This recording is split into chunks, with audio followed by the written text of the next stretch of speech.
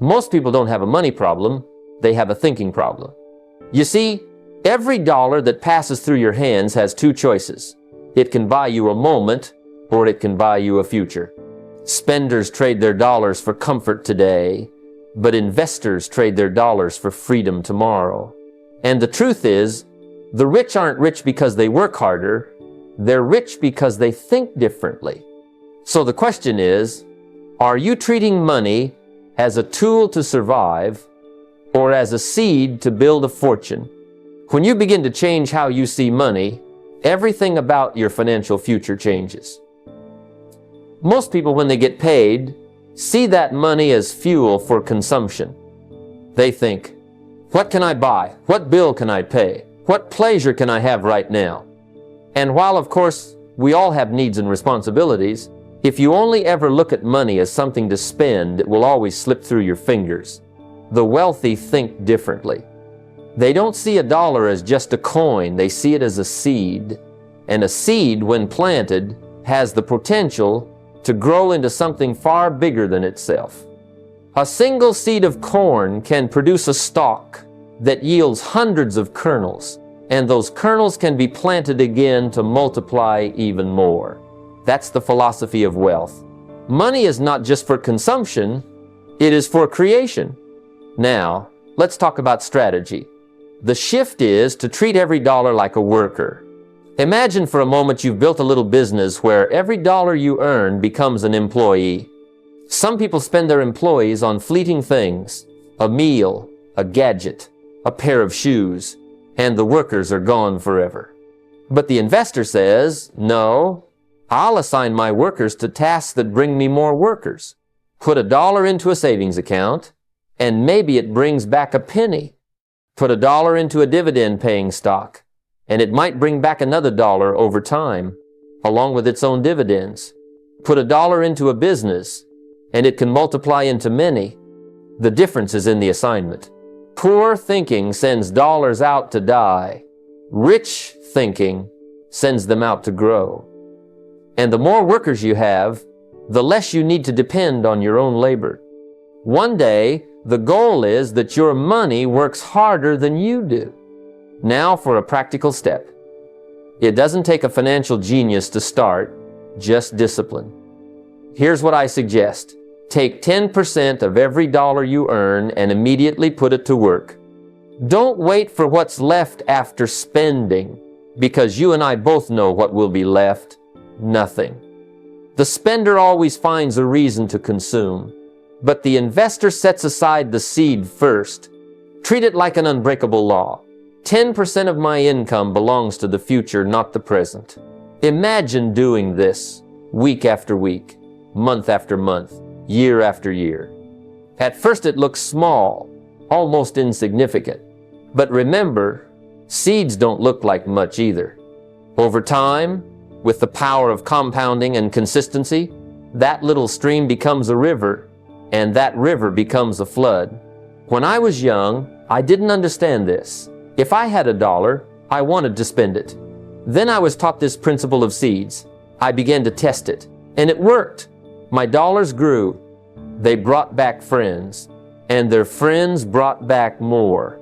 What began as a small habit turned into an unshakable foundation. The spender in me wanted gratification now, but the investor in me learned to trade now for more later. And that decision, over time, created freedom. So the next time money comes into your hands, pause before you consume. Look at that dollar and ask, will this grow me or will this shrink me? If it grows you, plant it. If it shrinks you, reconsider. Because the truth is, every dollar is a seed, and your future wealth depends on what you choose to plant today. One of the greatest lessons I ever learned is that wealth has less to do with talent, intelligence, or luck, and more to do with patience. Poverty often comes not because someone doesn't earn, but because they can't wait. The habit of chasing pleasure too soon is the silent thief of fortune. Riches, on the other hand, come to those who are willing to say, not yet. To those who understand that gratification delayed becomes freedom delivered, you see, the poor think in moments, the wealthy think in seasons. The poor say, I want it now. The rich say, I'll wait and multiply it first. That difference in mindset is what separates scarcity from abundance. Think about the farmer. If he eats all his seed in spring, there will be nothing to harvest in autumn. He may enjoy a full belly today, but he will go hungry tomorrow. The farmer who is willing to endure hunger in spring for planting's sake is the one who rejoices in harvest. That's the philosophy of wealth. Endure a little less now, so you can enjoy far more later. This is not about deprivation, it's about investment. Every sacrifice you make today is not a loss, it's a deposit into your future freedom. Now, how do you turn this into strategy? You train yourself to pause. Every time you feel the urge to consume, whether it's the new phone, the vacation, the car upgrade, stop and ask, what is this decision going to look like in 5 years? Often, the joy of that purchase fades in weeks, sometimes days. But if you redirect that same money into assets, stocks, real estate, a business, the impact compounds. Wealth isn't built in sudden leaps. It's built in small, patient choices repeated over years. The spender gets the thrill of today. The investor builds the freedom of tomorrow. And freedom, once earned, is worth far more than any fleeting pleasure. Let me give you a practical challenge. Take one luxury you're tempted by this year. Maybe it's a vacation, a new gadget, a wardrobe splurge, and postpone it for 6 months. Don't deny yourself forever, just delay it. Take the money you would have spent and invest it. Watch how it grows. At first, it might not look like much, but what you're really doing is training your mind. You're building the muscle of patience, and patience is the currency of wealth. Because once you learn to control your impulses, you control your future. The poor let pleasures master them. The wealthy master pleasures and make them wait. When I was young, I wanted things quickly, and often I paid the price for my impatience. Then I discovered that waiting, though uncomfortable, made the eventual reward richer. It taught me discipline, it taught me control, and it taught me freedom. The world belongs to those who can wait long enough to harvest what they've planted. So when temptation calls, remember this: every pleasure you delay today becomes freedom multiplied tomorrow. Train yourself to wait, and in waiting, you'll win. Most people live their lives chained to the idea of a paycheck. They trade their hours for dollars, and as long as the hours keep coming, the dollars keep showing up. But here's the problem. The moment you stop working, the moment you get sick, or the moment your energy runs out, the paycheck stops too. That's not freedom, that's dependency. It may feel secure in the moment, but in reality, it's fragile. A single shift in circumstances can break the entire structure. That's why I say, cash flow is king, not salary. A paycheck makes you a living, but cash flow makes you a fortune. Think of cash flow as money that works harder than you do. It doesn't complain, it doesn't sleep, it doesn't ask for weekends off. Once you set it in motion, it quietly brings in results, whether you're at the office, on vacation, or lying in bed. And here's the truth. You'll never build lasting wealth if the only stream you rely on is your labor. Because one day your labor will slow down. But money, if trained properly, never slows. It keeps flowing like a river, steady and predictable. That's the ultimate security. Not the size of your salary, but the consistency of your cash flow. The strategy then is simple. Design your life around streams of income. Not one stream, not two, but multiple. Salary is fine to start. It gives you seed money. But the goal is to convert that seed into assets that produce ongoing income, real estate that pays rent, stocks that pay dividends, a small business that sells even when you're not there, royalties from books, music, or intellectual property. Each one may start small, but as they grow and multiply, they begin to carry the weight of your lifestyle. I remember when I first discovered this truth. My paycheck looked strong, but at the end of every month it was already gone. Then I bought an asset that produced income. At first it was tiny, barely enough to cover a bill, but it was money that showed up without me clocking in. That feeling of being paid when I wasn't working changed everything. It wasn't the amount, it was the principle. And from then on, my focus shifted. Earn money, yes, but more importantly, convert money into cash flow. Now, here's a practical step you can take. Acquire just one small cash-flowing investment this year. Maybe it's a stock that pays dividends. Maybe it's a rental property. Maybe it's a digital product that earns a little commission each month. Don't underestimate the small beginning. That single stream could be the foundation of financial freedom. Because when you prove to yourself that money can flow without you lifting a finger, your entire mindset changes. So remember this, your salary is temporary, but cash flow is permanent. Don't just work for money, teach money to work for you. Because the day your cash flow exceeds your expenses is the day you truly become free. Most people walk through life with blinders on. They see money only as something to be spent on bills, on entertainment, on comforts. To them, every dollar is a door closing. But an investor thinks differently. An investor knows that money, when directed wisely, opens doors. Doors to opportunities, doors to growth, doors to freedom. The spender asks, how can I use this money today? The investor asks, how can I make this money create something bigger tomorrow? And that difference in thinking is where the entire game of wealth is won or lost. When you train your mind to see through the eyes of an investor, the world changes shape.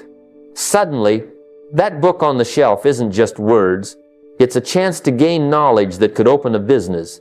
That person you meet at a coffee shop isn't just small talk, it might be a contact who knows how to solve a problem you're struggling with. That new trend in the marketplace isn't just noise. It could be the start of a wave you can ride early. The opportunities are there all the time. But most people are so busy consuming, so busy spending, that they miss them.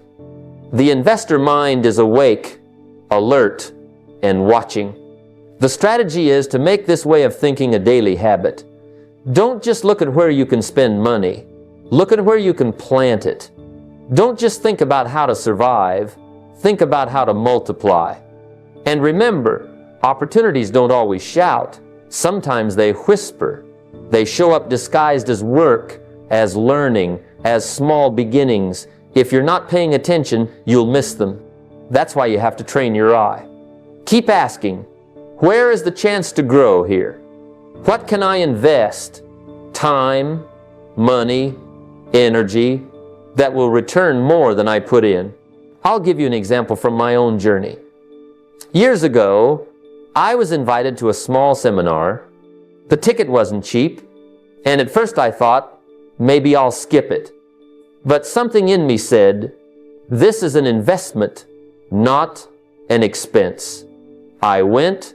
That room, that day, changed the course of my life.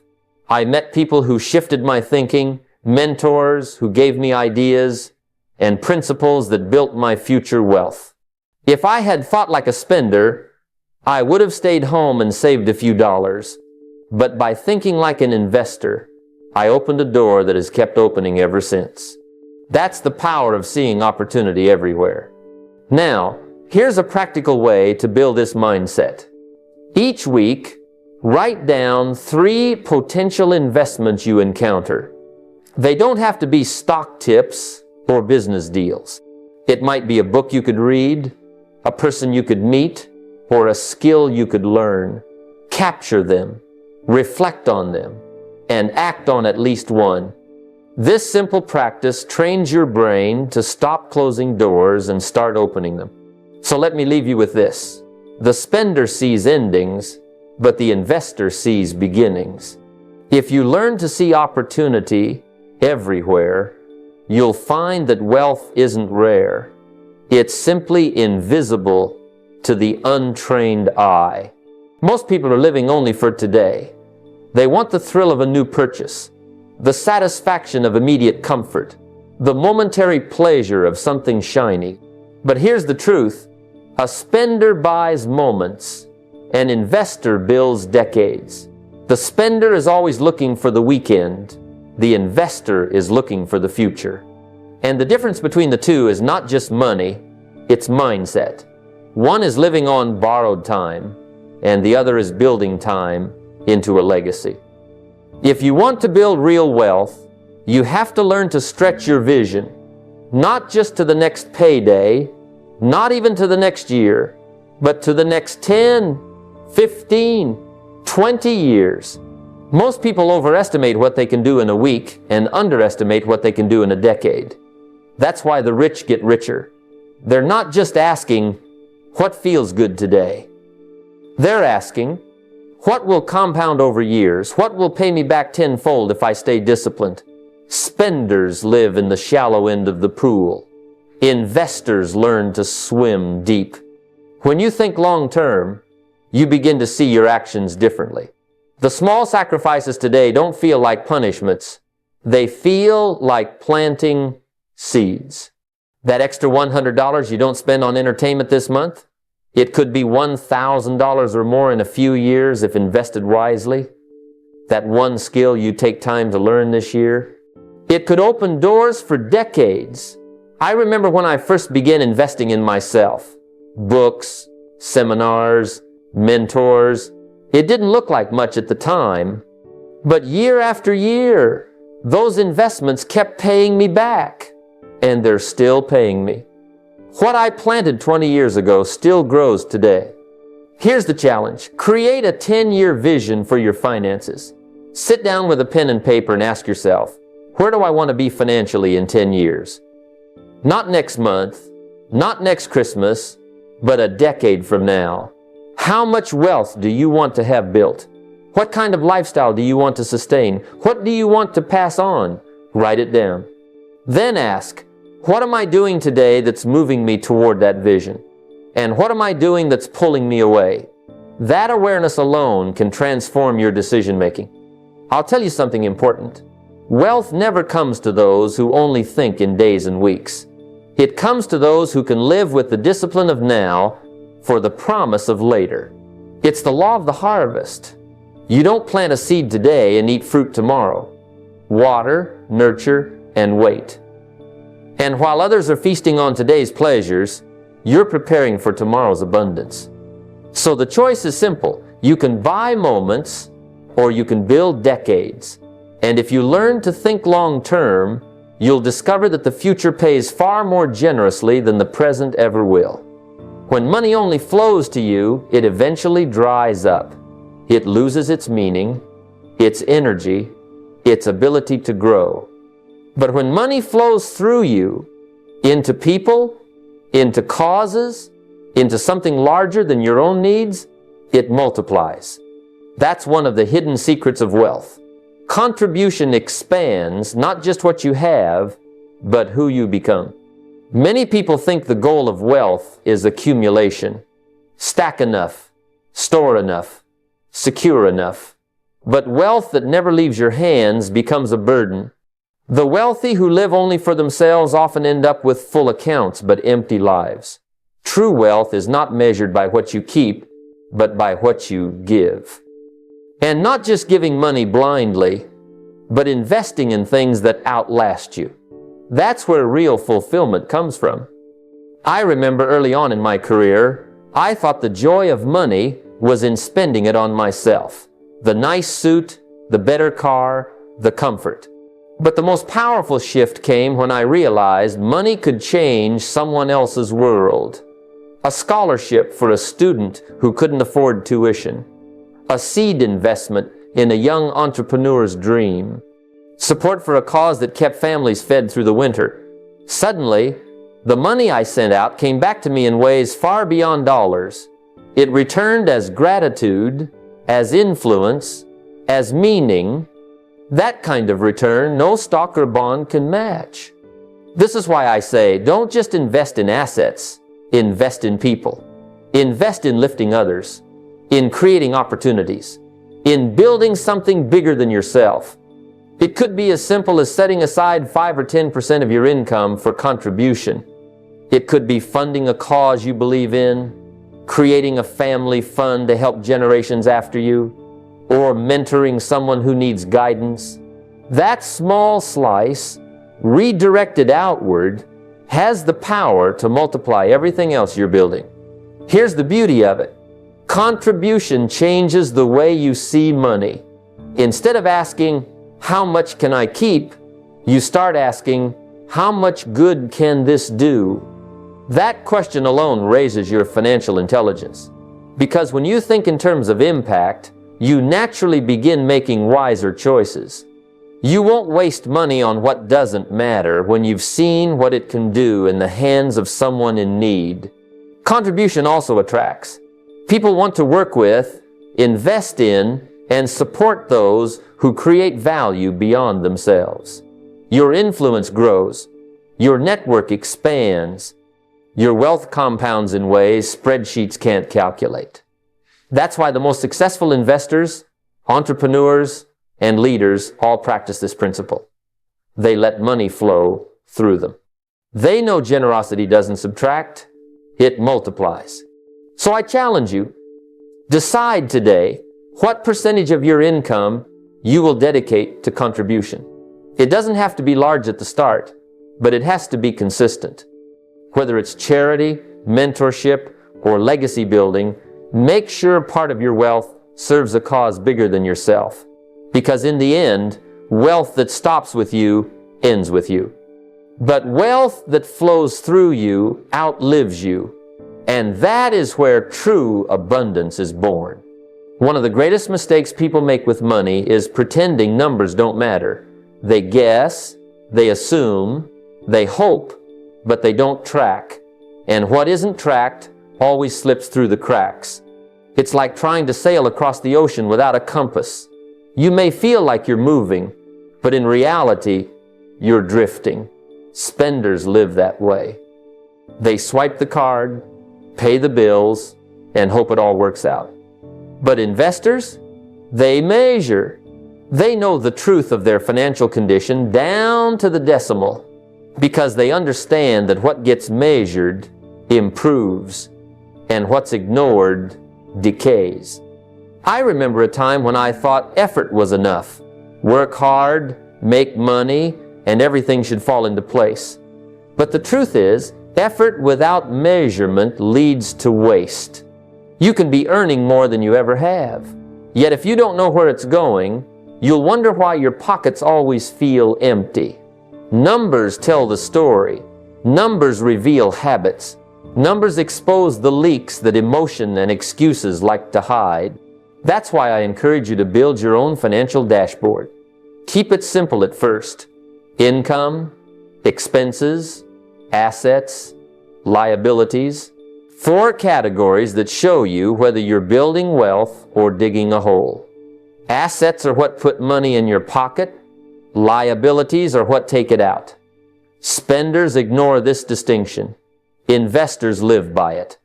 I used to sit down once every quarter, pen and paper in hand, and calculate where I stood.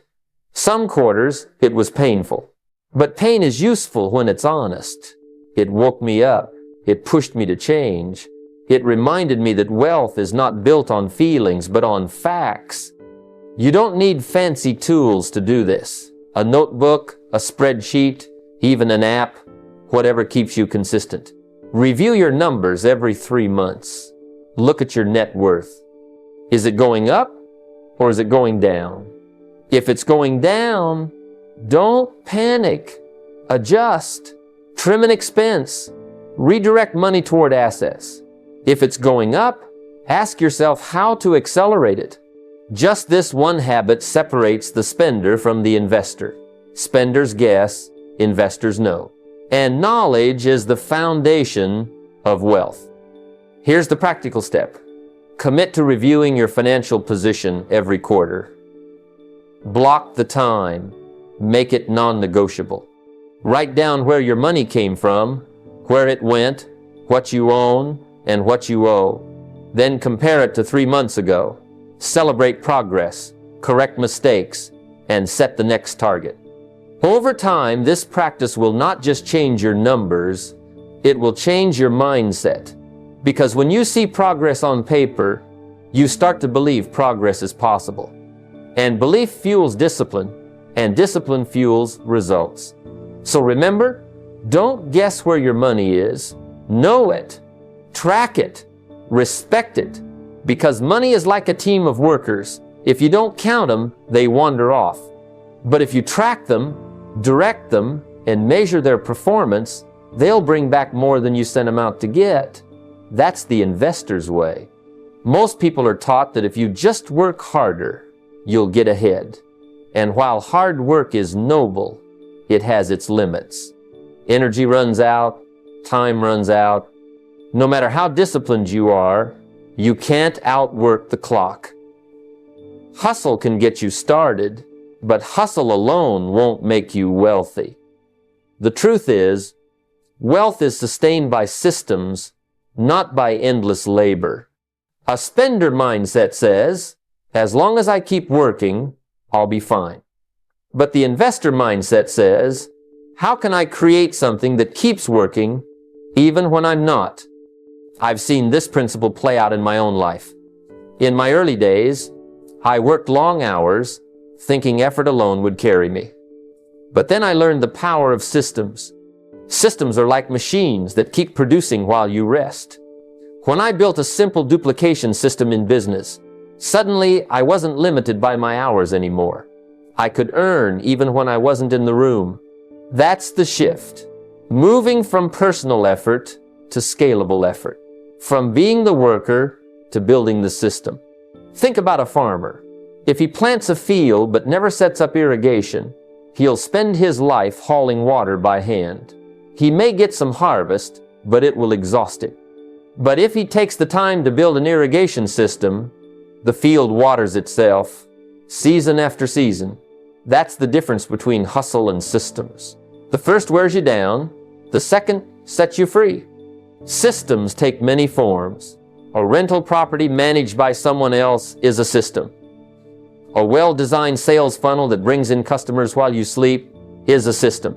A course you create once but sell thousands of times is a system. Even automation in your savings and investments is a system. Each one shifts you from trading time for money to leveraging processes for wealth. Now, building systems requires effort up front. It's easier to keep hustling because hustle feels immediate. You work today, you get paid today. Systems require patience. You might spend months building something before it pays off, but once it does, it keeps paying. That's why most people never cross over. They settle for the quick return instead of building the long-term engine. Here's the practical step. Commit to building one system this year. Just one. Don't overwhelm yourself by trying to do everything at once. Maybe it's hiring a manager for your rental, so you stop fielding midnight calls. Maybe it's writing that book or course you've been putting off. Maybe it's finally setting up an automated investment plan that takes money out of your account every month without you thinking about it. One system may not change everything overnight, but it will begin shifting your wealth foundation from hustle to sustainability. Because here's the truth, energy fades, but systems sustain. Hustle is the spark, systems are the engine. Build the engine, and it will carry you farther than hustle ever could. That's how wealth lasts. Most people spend their money on things they can hold, wear, or show. And while there's nothing wrong with enjoying the fruits of your labor, the wealthy understand something most miss. The greatest purchase you can ever make is time. Spenders buy comfort. Investors buy freedom. The rich know that if you waste your hours, you waste your life. They don't see money as a way to fill closets or garages. They see it as a tool to buy back hours that can be reinvested into building, creating, and multiplying. I remember a time when I thought I had to do everything myself. I'd mow the lawn, clean the office, answer every phone call, file every paper. It made me feel busy, but it didn't make me wealthy. Then I realized that while I was doing $10 tasks, I was robbing myself of $1,000 opportunities. Wealthy people understand this math instinctively. They delegate what drains their energy so they can focus on what multiplies their energy. They buy back the hours that allow them to read, think, plan, and create. That's not laziness, that's leverage. Imagine a business owner who insists on sweeping the floors of his shop every night. He may save a few dollars, but he's losing thousands by not using that time to expand the business, connect with clients, or design a new product. The investor mindset asks, what's the highest and best use of my time? If it's not a wealth-building activity, then it's time to assign it to someone else. Money spent on delegation is not an expense, it's an investment in freedom. Of course, some people resist this idea. They think, I can't afford to outsource. I need to save every penny. But here's the paradox. By clinging to every task, you stay trapped. By freeing yourself from low-value tasks, you create the space to pursue higher-value opportunities. Think about it this way. Would you rather save $50 by doing chores yourself or earn $500 by using that time to build a client relationship, close a deal, or study a new investment? The wealthy always choose the latter. Buying time doesn't always mean hiring a staff or building a team, though that's part of it. Sometimes it's as simple as using technology, automating bills, scheduling investments, setting reminders, or using apps that cut wasted hours. Other times, it's saying no to commitments that drain your time without giving value in return. Every yes to a distraction is a no to your destiny. So here's the practical step. Pick one task this month that you can delegate, outsource, or automate. Maybe it's household chores. Maybe it's administrative work. Maybe it's errands that consume hours. Then, with the time you free up, don't waste it. Use it intentionally for wealth building. Read, invest, plan, or create. That single adjustment, trading tasks for time and time for wealth, will reshape your future. Because in the end, the wealthy don't just buy things. They buy back their life. And that is the ultimate freedom. Making money is one thing, but keeping it, that's another game entirely. Far too many people climb the mountain of success only to tumble down because they forgot to build a guardrail. You see, wealth attracts attention. It invites risk, and it requires protection. Poverty doesn't get sued. Poverty doesn't need insurance. But once you've built something of value, once you've gathered assets, once your tree begins to bear fruit, you must learn how to protect it. Otherwise, the very thing you worked for could be swept away with one storm, one lawsuit, or one mistake. I remember meeting people who made a fortune quickly, businesses that exploded with profits, entrepreneurs who hit it big, but they didn't think about protection. They were like farmers who harvested a rich crop but left it in the open field unguarded. A single thief, a single fire, a single storm could wipe them out, and it often did. On the other hand, I met wealthy families whose fortune lasted not just for their lifetime, but for generations. What was their secret? It wasn't only that they made money, it was that they protected it. They had systems, structures, and strategies in place to ensure their wealth worked for them, not against them. That's where learning comes in. The wealthy study not only how to create income, but how to defend it. They understand insurance is not just an expense, it's a shield. They know trusts and legal structures aren't just paperwork, they're walls around the castle. They use accountants and attorneys not as burdens, but as bodyguards for their assets. Protection doesn't mean you don't trust people. It means you've learned the rules of the game and you play them wisely. Think of a business owner who doesn't separate personal and business accounts. It feels simpler, but it leaves everything vulnerable. One lawsuit, and the house, the car, the savings, all gone. Now compare that to the investor who sets up the right entity, the right agreements, the right protections. When the storms come, and they always come, their foundation holds. So here's the strategy. Don't just study how to make money, study how to keep it. Don't just celebrate the harvest, build the barn. Learn the language of taxes, the importance of insurance, the power of trusts.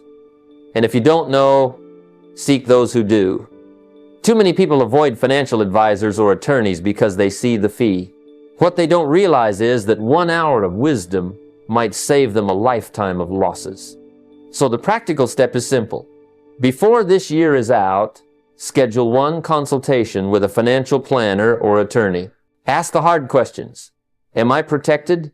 Is my family secure? Are my assets shielded? That single step could be the difference between a fortune that disappears and a fortune that endures. Because wealth is not just about making money, it's about protecting it so it can serve you, your family, and generations to come. When you begin to think not just about today, not just about the weekend, but about decades and generations ahead, your choices take on a different weight. The spender asks, what will make me happy tonight? The investor asks, what will this mean for my children, for my family, for the people I may never meet but whose lives will be touched by what I build? That's legacy thinking. And when you elevate your perspective to legacy, you stop living in moments and start building monuments. I've seen people who lived only for today. Every dollar they earned, they spent. Every moment they had, they consumed. They chased pleasures, but at the end of the road, they had nothing to show but memories and regrets. Then I've seen others who understood that life is a trust, not just a gift. They built businesses, they invested in land, they educated their children, and they contributed to causes bigger than themselves. Their names may not have been written in history books, but their impact was etched into the lives of those who came after them. That's the difference between weekend thinking and generational thinking. When you think legacy, you stop asking, what do I get? And start asking, what do I leave? You understand that money is just one form of inheritance. Wisdom, values, habits, these are wealth too. If you hand your children money but not principles, you hand them fuel without direction. But if you give them principles along with the resources, you set them on a path where wealth doesn't destroy them, it builds them. So here's the strategy. Anchor your financial journey in a mission greater than yourself. Legacy thinking is what keeps you disciplined when distractions tempt you. It's what keeps you investing when others are spending. It's what makes you say no to things that might be fun now but would rob the future of what it deserves. A practical way to start is simple but powerful. Write a wealth mission statement. Sit down with pen and paper and ask, what do I want my money to mean? What do I want it to create? Who should it serve when I'm gone? Put it in words. Because once you write it, it becomes your compass. It helps you decide whether to take that risk, whether to buy that thing, whether to pursue that opportunity. If it aligns with your mission, proceed. If it doesn't, leave it behind. I've done this myself, and it changes everything. Suddenly, money isn't just numbers, it's purpose. Assets aren't just possessions, they're tools. And decisions aren't just about comfort, they're about contribution. So don't just live for today, live for the ripple effect. Build for generations, and start now by putting your legacy into words so it can guide your steps and outlive your years.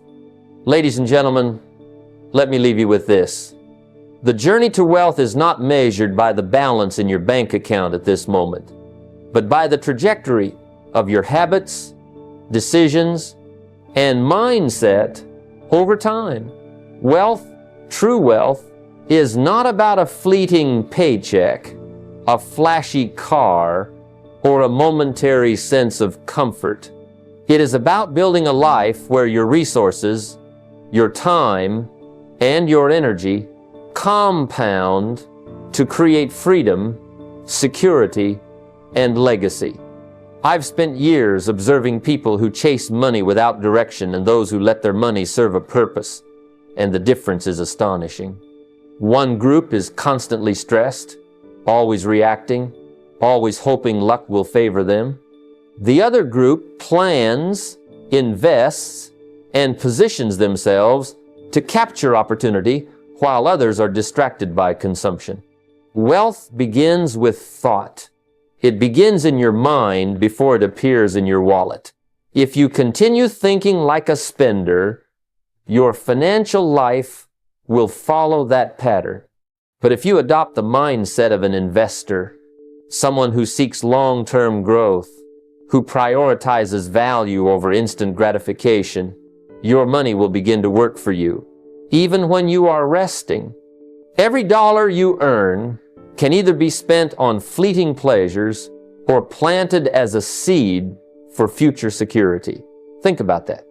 A dollar spent mindlessly disappears into nothing, but a dollar invested wisely multiplies and grows quietly, patiently, invisibly, behind the scenes, until it becomes a force that supports you and generations after you. Discipline is your ally. Wealth is rarely built in a single bold move. It is built quietly, consistently, day after day, through small, intelligent actions that compound over time. When you delay gratification, when you resist the lure of immediate pleasure, you are training yourself to think in decades instead of days, in generations instead of weekends. I've seen people live paycheck to paycheck, constantly chasing the next thrill, and I've seen others act poor today so they can be rich forever. The difference is not talent or luck, it is discipline. It is choosing consistently to live below your means, to invest, to educate yourself, and to prioritize growth over comfort. Education, self-education, is another pillar of lasting wealth. Formal schooling might give you a paycheck, but self-education gives you freedom. The more you learn about money, business, investing, and yourself, the more capable you become of creating opportunities. A person who reads 10 pages daily, who listens to ideas, who studies the successes and failures of others, compounds their knowledge just as they would compound money in a high-yield investment. That knowledge becomes wisdom, and wisdom becomes the foundation for intelligent decisions, strategic investments, and sound risk-taking. Every hour you dedicate to learning is an hour that multiplies your earning potential and safeguards your future. But knowledge alone is not enough. It must be paired with action. Wealth does not favor the idle.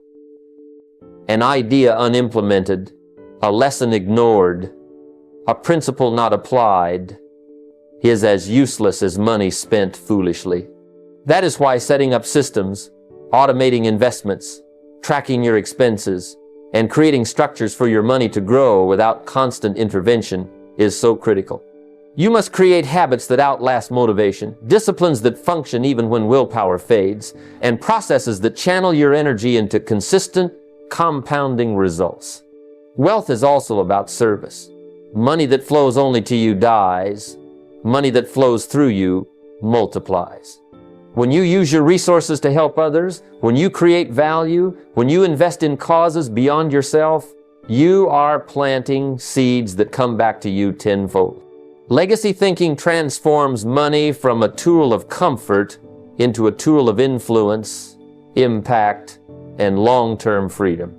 Ask yourself, how can my wealth serve my family, my community, and generations beyond me?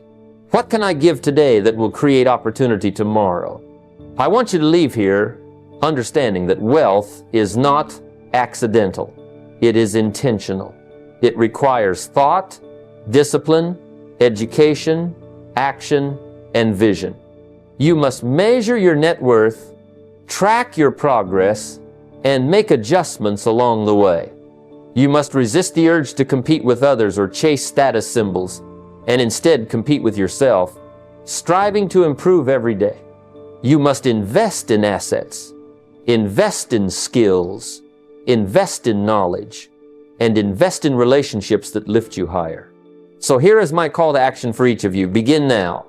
Start by thinking like an investor, not a spender. Plant your first seed today. Invest a small amount. Learn a small lesson. Commit to a habit that builds wealth. Write down your financial vision, your 5-year and 10-year goals, and your legacy mission. Begin educating yourself daily. Audit your time and your money. Cut one wasteful expense and redirect it into growth. Surround yourself with people who challenge you to rise. Serve others, give generously, and create impact. Each small action compounds over time, creating momentum that will carry you beyond the limits of your current circumstances. Remember, wealth is not a destination, it's a journey. And the journey begins in your mind, in your choices, and in your discipline. The path to financial freedom is laid by the decisions you make today. Act with intention, live with purpose, and invest with wisdom.